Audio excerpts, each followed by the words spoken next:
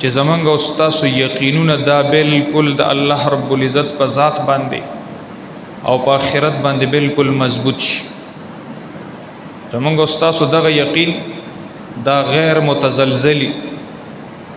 دغه کې زمونږ او ستاسو بالکل ذره برابر د شک شوبې یو نقطه هم پاتې نشي.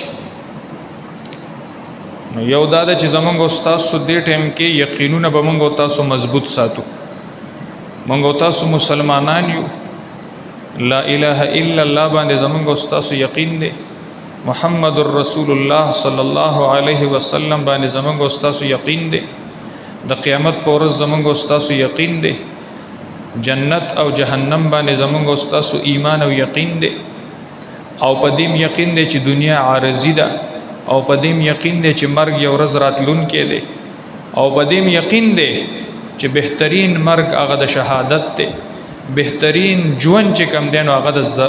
د غازی دی.